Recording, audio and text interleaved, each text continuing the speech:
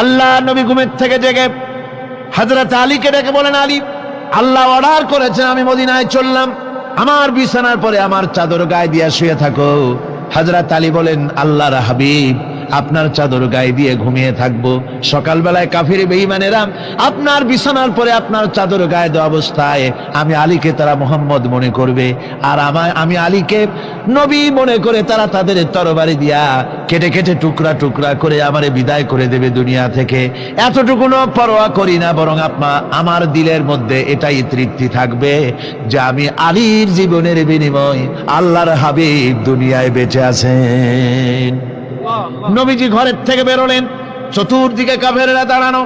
আল্লাহ নবী হাতে এক মুষ্টি বালু হাতে নিয়ে শাহ হাতেল বজু পড়ে 3 বার দম করে বালুগুলো ছেড়ে দিলেন।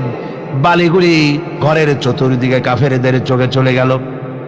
পরবর্তী সময় রব্বুল আলামিন ডেকে বলেন, নবীরে, বালি যখন নিক্ষেপ আপনি করেছিলেন ধুলাগুলি, আপনি তো শুধু নিক্ষেপ করেছিলেন, কিন্তু চতুর্দিকে কাফেরদের চোখে গেল কেমনে?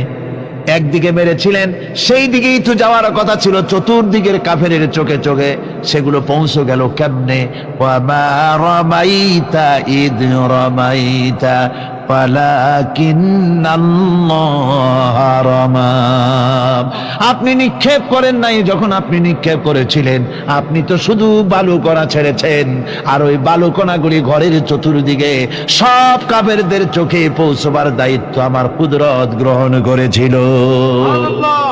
আমার ভাইয়েরা, নবীজি বিপদে, এতগুলি শত্রু তরবারি নিয়ে তিনি বিপদে ধৈর্য হারা হন নাই। আস্তে করে ঘরের থেকে বেরিয়ে হযরত আবু বকরের বাড়িতে গিয়ে হাজির।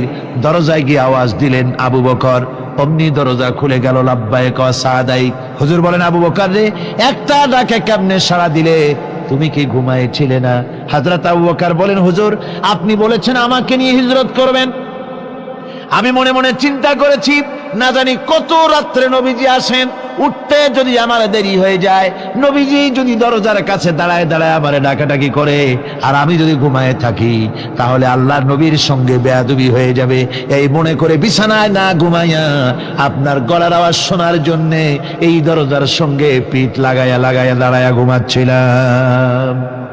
আল্লাহর নবী হযরত আবু বকরকে সঙ্গে করে নিয়ে চললেন মদিনার দিকে। উল্টা পথে রওনা করলেন। বারবার কাবা শরীফের দিকে তাকাতে লাগলেন।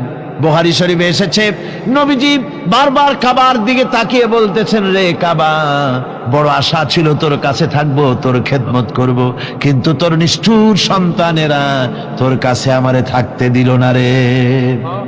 আল্লাহ নবী মিসফালা দিয়ে জাবালে কেদোয়ার উপর দিয়ে চলে গেলেন জাবালে সুরে। গুহার কাছে যখন গিয়েছেন, ফজর রক্ত হয়ে গেল। হযরত আবু বকর রাদিয়াল্লাহু তাআলা আনহু বলছেন, হুজুর, আর উপায় নাই, দিন হয়ে গেল, এখন বুঝি ধরা পড়ে যাব, ওই গুহার মধ্যে গিয়ে আশ্রয় নেই। তবে আপনি দাঁড়ান, গুহার ভিতরেই পাহাড়িয়া গুহা, বিচ্ছু থাকতে পারে, সাপ থাকতে পারে, আমি আগে ঢুকি, যদি কোনো হিংস্র প্রাণী থাকে আমার উপর দিয়ে আঘাত হয়ে যাক, আল্লাহর নবী হেফাজতে থাকুন। হযরত আবু বকর রাদিয়াল্লাহু তাআলা আনহু গুহার ভিতরে নামলেন। নেমে গুহা সাফ করে হুজুরকে ডাকলেন। হুজুর তাশরীফ ফরমালেন গুহার মধ্যে। হুজুর বলেন, আবু বকর, হেঁটে হেঁটে কষ্ট হয়ে গেছে, তুমি বসো, তোমার উরুর উপরে মাথা রেখে আমি একটু ঘুমায়ে যাই। আল্লাহর হাবিব ঘুমায়ে গেলেন। হযরত আবু বকর লক্ষ্য করে দেখেন চতুর্দিকে অনেকগুলি গর্ত দেখা যায়। এই গর্ত থেকে সাপ আসতে পারে, বিচ্ছু আসতে পারে মনে করে নিজের গায়ের চাদর ছিঁড়ে ছিঁড়ে গর্তগুলি বন্ধ করা শুরু করে দিলেন। কয়েকটা গর্ত বন্ধ করার মতো চাদর আর নাই, পাও দিয়ে চেপে ধরলেন। এক পাহাড়িয়া বিষধর সাপ বেরোবার জন্য চেষ্টা করে বেরোবার পথ খুঁজে নেই পেয়ে হযরত আবু বকরের পায়ের উপরে দংশন করেছে। বিষের যন্ত্রণায় হযরত আবু বকরের চোখ থেকে পানি দরদর করে পড়ছে। রাসূলুল্লাহর ঘুম ভেঙে গেল। আল্লাহর নবী তাকে বলেন, আবু বকর, চোখে পানি কেন? বাড়ির কথা বুঝি মনে পড়ে গেছে? হযরত আবু বকর বলেন, ইয়া রাসূলুল্লাহ, আল্লাহর নামে কসম করে বলি, যেই দিন আমি ঈমান এনেছি ওই দিন থেকে আমার মা বাপ, আমার কোলে আমার সন্তান, আমার স্ত্রী, আমার জায়গা জমি ঘর বাড়ি, এমনকি আমার নিজের আত্মার চাইতে হুজুর আপনারে ভালোবাসি বেশি। তাহলে কাঁদো কেন? হযরত আবু বকর বলেন, হুজুর বাড়ির জন্য কাঁদি না, ছেলেপেলের জন্য কাঁদি না, সাপে দংশন করেছে, যন্ত্রণায় কাঁদতেছি। আল্লাহ নবী সঙ্গে সঙ্গে মুখ থেকে থুতু বার করে যন্ত্রণার জায়গায় লাগাই দিলেন, সঙ্গে সঙ্গে যন্ত্রণা বন্ধ হয়ে গেল। হুজুর বললেন, আবু বকর, প্রথম যখন তোমার এই আঘাত করেছিল সাপে, আমাকে কেন তাড়াতাড়ি বলো নাই? এতক্ষণ তো তোমার কষ্ট হতো না। হযরত আবু বকর বলেন, ইয়া রাসূলুল্লাহ, ওটা তো সাপে কাটার যন্ত্রণা, ওই যন্ত্রণায় আমার রক্ত জ্বলতেছে, যন্ত্রণায় আমার কলেজাটা যদি ফেটেও যেত। আল্লাহর হাবিব আরাম ফরমাচ্ছিলেন, আমি তাকে আরামে বিঘ্ন ঘটাতে পারতাম না।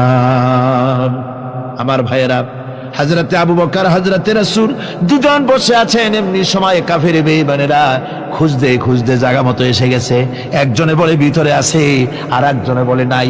পায়ের যদি থাকবে তাহলে মাকড়সায় জাল বুনালো কি করে, পাখি ডিম পেড়ে বসে আছে কি করে, তাদের সন্দেহ হতে লাগলো। এর মধ্যে না একজন বলে আছে আর একজন বলে নাই। হযরত আবু বকর ভয়ের চোটে কেঁদে ফেলেছেন, হুজুর আর উপায় নাই। এই যে অবস্থা, এই অবস্থার ভেতরেও আল্লাহ নবী এতটুকু ঘাবড়ে যান নাই। শত্রুরা তরবারি নিয়ে এসেছে, সুযোগ পেলেই একটু তাকালেই দেখতে পাবে, তুলে মেরে ফেলে দেবে। আল্লাহর হাবিব মোটেই ধৈর্য হারালেন না, এতটুকুন হতাশ হলেন না।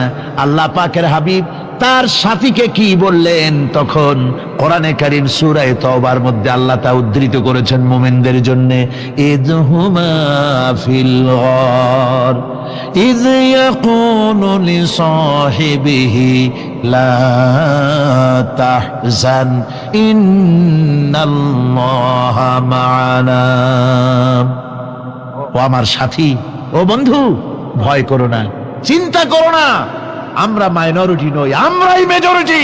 তার কারণ আল্লাহ আমাদের সাথে আছেন। সুবহানাল্লাহ, আল্লাহ আমাদের সাথে আছে। আর বন্ধুগণ, কোরআনে কারীমে রব্বুল আলামিন বলেন, فأنزل الله سكينته عليه وأيده بجنود لم تروها।